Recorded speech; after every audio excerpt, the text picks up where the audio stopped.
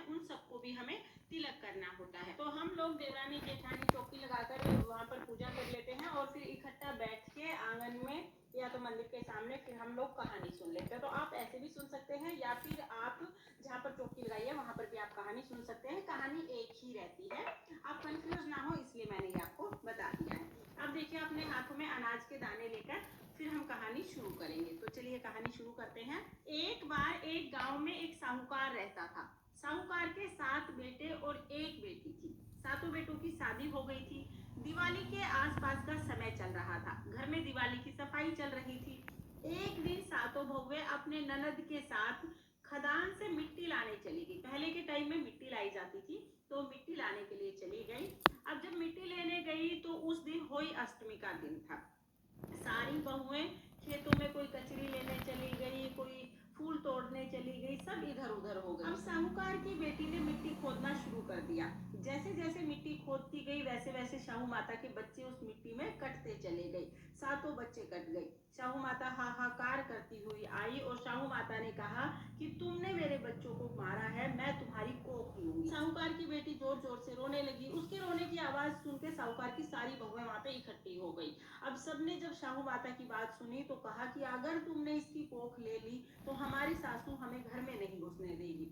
लेकिन शाहू माता ने कहा कि मुझे तो कोख चाहिए, अगर ये नहीं इसकी कोख नहीं दोगे तो तुम किसी और की कोख दे दो, मुझे तो कोख चाहिए। अब सारी बहुओं ने कोख देने से मना कर दिया। बड़ी बहू ने सोचा कि मेरी एक ही ननद है, अगर इसकी कोख दे दी तो फिर सासू माँ बहुत गुस्सा हो जाएंगी। बड़ी बहू ने कहा कि तुम मेरी कोख ले लो।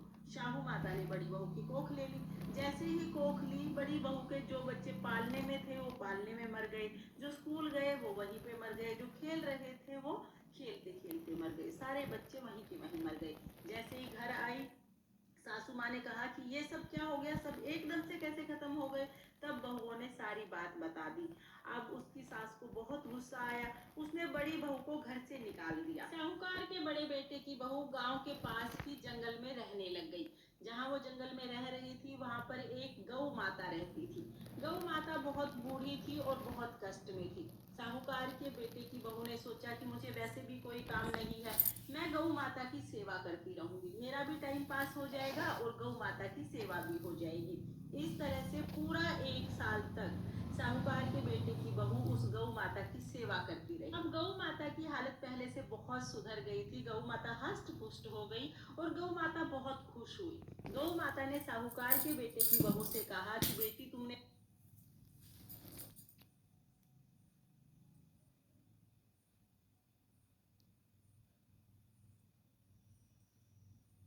मेरी बहुत सेवा की है, तुम मांगो, तुम्हें क्या मांगना है, तुम्हारे जो भी इच्छा होगी मैं वो तुम्हारी इच्छा पूर्ण कर दूंगी। तब साहूकार के बेटे की बहू बोली कि हे गौ माता, शाहू माता तुम्हारी सहेली है, शाहू माता ने मेरी कोख ले ली है, तुम मुझे मेरी कोख खिला दो।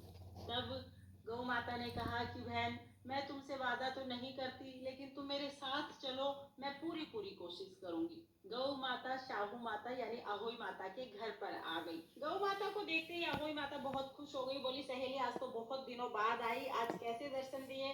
तब गौ माता बोली कि आज मैं तुमसे कुछ मांगने आई हूँ, तुम पहले वचन भरो कि जो भी मैं मांगूंगी तुम मुझे दे दोगी।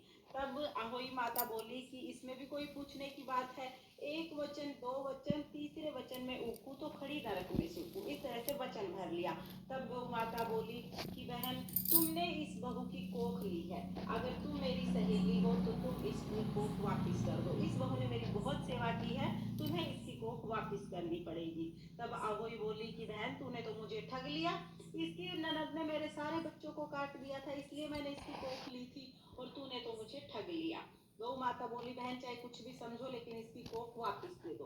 अहोई माता ने अपनी चिपली उंगली से छींटे लगाए और साहूकार के बेटे की बहू की कोख वापस दे दी। जो बच्चे पलने में सो रहे थे वो पालने में रोने लगे, जो खेल रहे थे वो किलकारियां मार मार के हंसने लगे, स्कूल में थे वो बच्चे स्कूल से घर आ गए, सारे बच्चे जीवित हो गए। तब गौ माता बोली कि अब इनको रहने के लिए भी जगह चाहिए। दूसरे वचन में अहोई माता ने छींटे लगाए तो जहाँ पर झोपड़ा था जंगल में वहां पर महल बन गया। अब गौ माता बोली कि बहन, इनको खाने पीने के लिए धन की जरूरत भी पड़ेगी, तो तीसरे वचन में तुम इनके घर को अनधन से भर दो। अहोई माता ने जल के छींटे लगाए और साहूकार के बेटे की बहू का जो महल था वो अनधन से भर गया। अब आया अहोई अष्टमी का व्रत। व्रत के दिन साहूकारनी ने सोचा कि मेरी 6 बहुओं ने व्रत किया है, सब सजी संवरी हैं, पकवान बना रही हैं, और मेरी सबसे बड़ी बहू जंगल में बड़ी बड़ी बेचारी रो रही होगी। उसको बड़ी दया आई तो साहूकारनी ने एक प्लेट में पकवान भर के अपनी नौकरानी से कहा कि ये पकवान मेरी बहू को दे के आ जाओ। नौकरानी जैसे ही जंगल में आई तो देखा कि जहाँ झोपड़ा था वहां पर तो बहुत बड़ा महल बन गया है और साहूकारनी की बहू तो कंडवारे बांट रही है।